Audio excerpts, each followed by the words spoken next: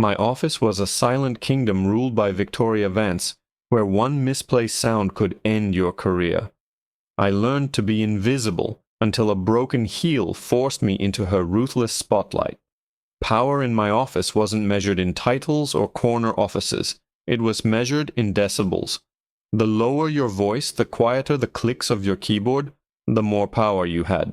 And by that metric, Victoria Vance was a god. She was a senior vice president, a shark in a designer suit who moved through our open-plan office like a wraith, leaving a wake of frozen silence behind her. Her voice was a low, perfectly modulated hum that could freeze coffee mid-sip.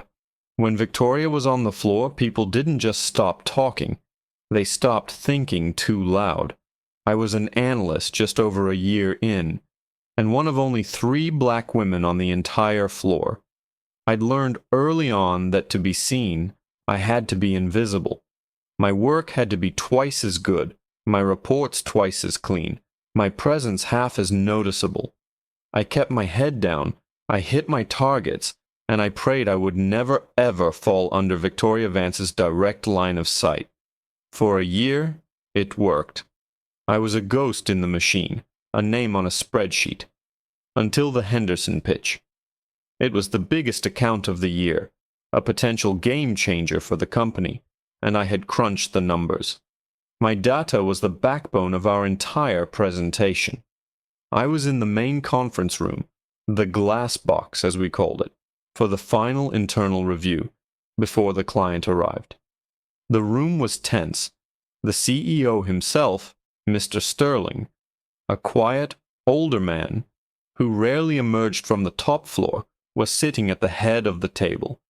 Victoria was leading the presentation, her laser pointer cutting through the dim light like a scalpel. She was pacing in front of the screen, her heels making sharp, aggressive clicks on the polished concrete floor.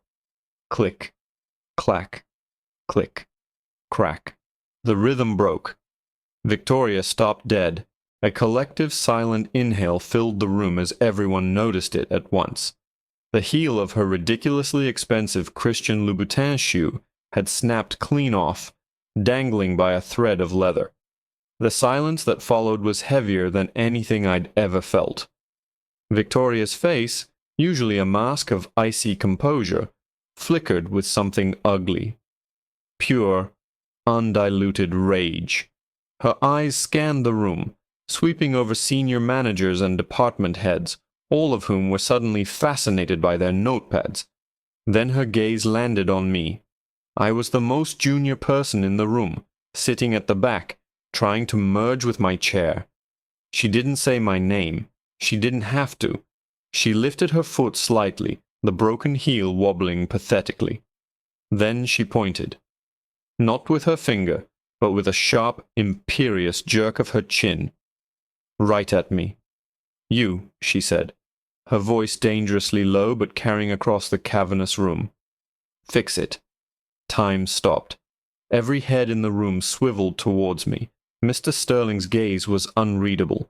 My team lead looked like he wanted the floor to swallow him whole. Fix it. She wanted me, an analyst in the middle of a CEO-level presentation, to get on my hands and knees and fix her shoe. 1,000 responses died on my lips. The blatant disrespect, the sheer audacity of it, was breathtaking. It wasn't a request. It was a power play, a public demonstration of the hierarchy. She was reminding everyone in that room, from the CEO down, exactly where I stood. My blood ran cold, then hot with shame and anger. I could say no. I could stand up and walk out. I could throw my career into a bonfire right here, right now. Or I could survive. I looked at her icy blue eyes, which held a glint of cruel satisfaction. She knew she had me. Slowly, deliberately, I pushed my chair back. The scrape of its legs against the floor was the only sound.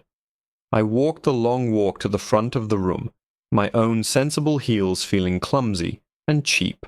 I knelt down in front of Victoria Vance, the multimillionaire executive, in front of the CEO, in front of all my colleagues. I took the broken, red-soled shoe in my hands, The leather was still warm. I could feel 20 pairs of eyes boring into my back. I twisted the heel, trying to wedge it back into its socket, my fingers fumbling. It wouldn't hold. Victoria sighed, a sound of profound theatrical impatience. "Are you incompetent at everything?" she hissed, just loud enough for the first row to hear. Humiliation burned the back of my throat. I finally managed to jam the metal rod of the heel back into the shoe, knowing it was a temporary fix at best. I stood up, my cheeks on fire, and retreated to my seat without a word. Victoria gave a curt, dismissive nod, turned back to the screen and said, "Now, as I was saying about Q3 projections," as if nothing had happened. But something had happened. The air in the room had changed. It was thick with a new kind of tension, and for the first time it wasn't directed at me. I looked up and saw Mr. Sterling, the CEO. He hadn't moved a muscle. He wasn't looking at Victoria. He was looking directly at me. He held my gaze for a long, silent moment, his expression completely blank. Then he cleared his throat, and the sound was like a thunderclap. He didn't speak to Victoria. He spoke to me. "Your name?" he asked, his voice calm and even.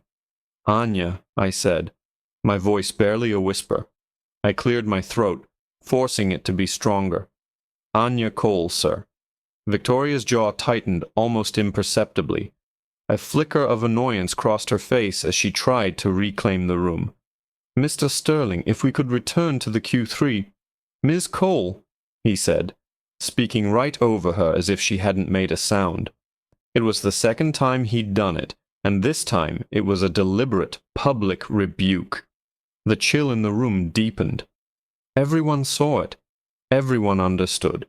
Victoria Vance, the iron-fisted ruler of this floor, had just been rendered invisible by the one man who outranked her. "Your projections for the Henderson account," he continued, his eyes still locked on mine. "You've modeled a 5-year growth trajectory that's nearly double what our initial analysts predicted. Walk me through it." This was it. This wasn't about the shoe anymore. This was a test. Or maybe it was a lifeline. I stood up, my legs steadier than I expected. I didn't look at Victoria. I looked at the screen, at the numbers I knew better than my own reflection. I had spent sleepless nights on this data, wrestling with variables, stress testing every assumption.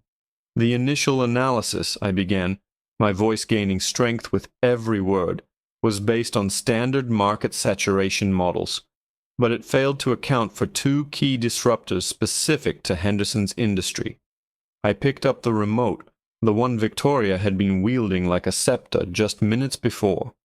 The small plastic device felt heavy in my hand, like a transfer of power. I clicked back 3 slides.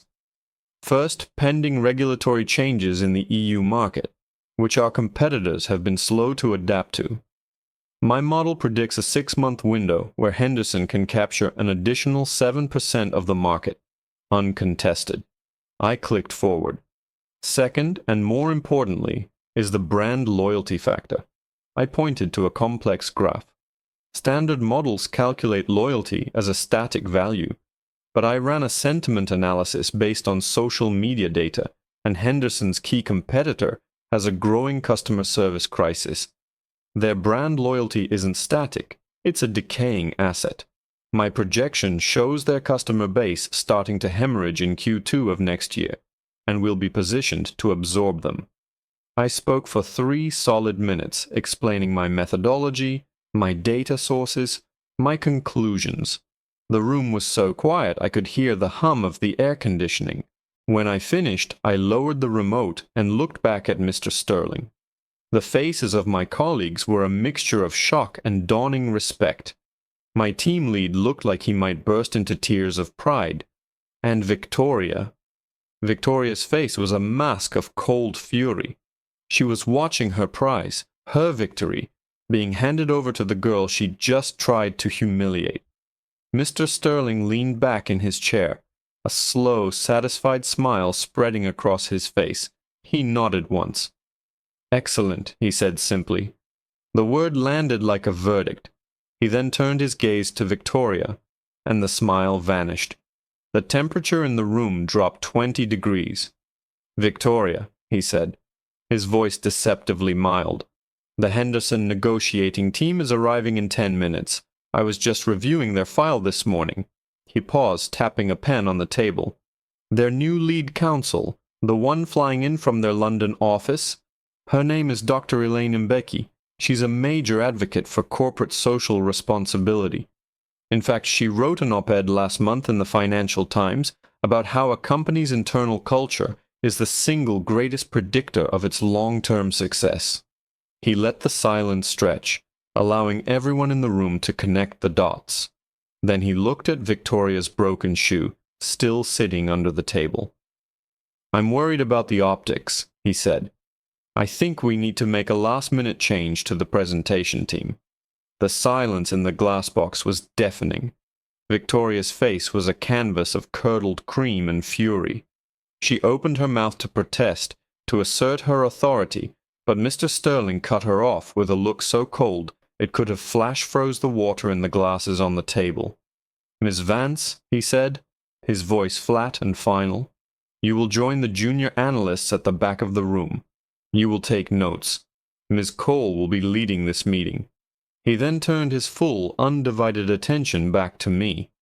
"Miss Cole, are you ready?" My heart was hammering against my ribs, but a strange calm settled over me. This was more than a chance. It was a reckoning. I gave a single, firm nod.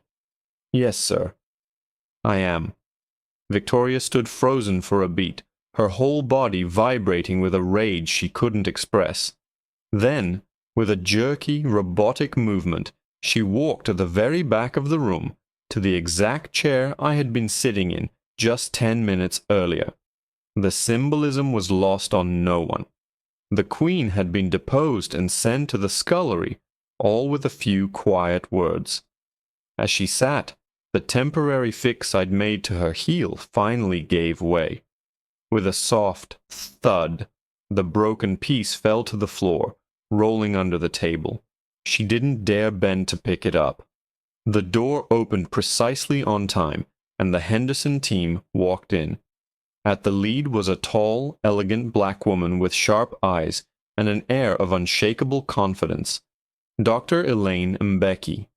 Her gaze swept the room, and when her eyes met mine as I stood at the head of the table, there was a flicker of something.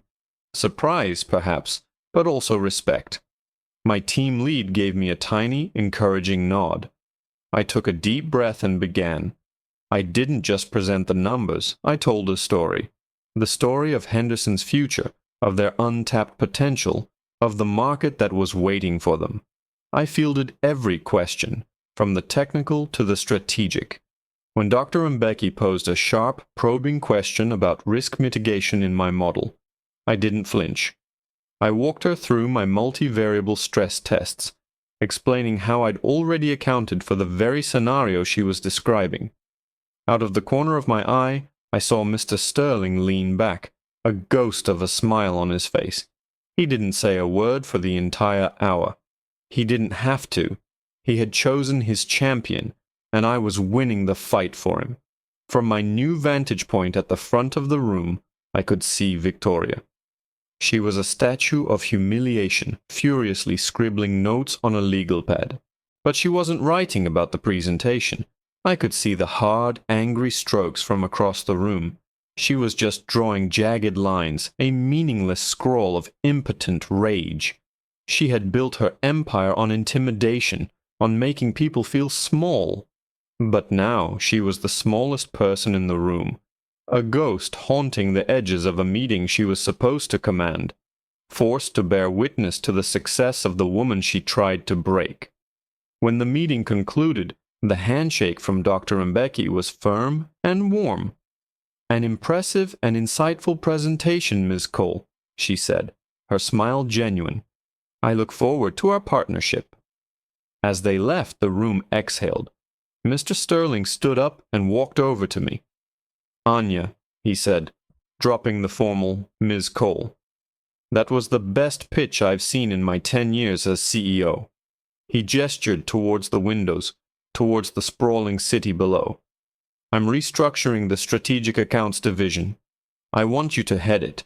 Report directly to me. I was speechless. A promotion didn't even begin to cover it. It was a quantum leap. Later that day, an email went out announcing Victoria Vance's sabbatical. We all knew she wouldn't be coming back. I walked past her empty office, the nameplate already removed. Her power hadn't collapsed. It had evaporated because it was never real. It was a mirage built on fear. The next Monday, I moved into my new office. It had a view. As I stood looking out at the city, I realized power wasn't about the volume of your voice or the price of your shoes. It wasn't about making others kneel. Real power was quiet. It was the undeniable force of your own competence. And for the first time in my career, I wasn't trying to be invisible. I was ready to be seen.